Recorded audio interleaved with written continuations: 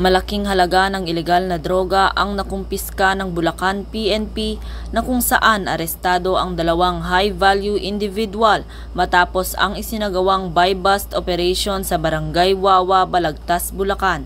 Kinilala ni Police Colonel Relly B. Arnedo, Provincial Director ng Bulacan Police Provincial Office, ang naarestong suspect na sina alias Jaco, 23 anyos, construction worker at residente ng Barangay Wawa, Balagtas, Bulacan, at alias Tintin, 38 anyos, businesswoman at residente ng Barangay Muzon, San Jose del Monte, Bulacan.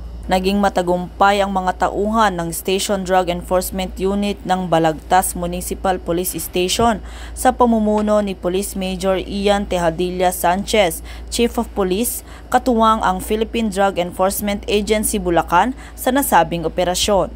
Ayon sa ulat ng Bulacan PNP, kanilang naharang ang mga suspect at nasabat ang malaking halaga ng shabu na kung saan kasalukuyan pang kinukumpirma ang kabuang halaga nito.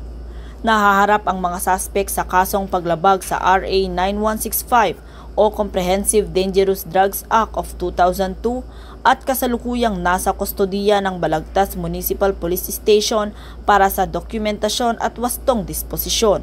Ang Bulacan PNP ay walang tigil sa pagsasawata at pagpapaigting ng kampanya laban sa mga gumagamit at nagbebenta ng ilegal na droga para masiguro ang kaayusan sa kanilang nasasakupan.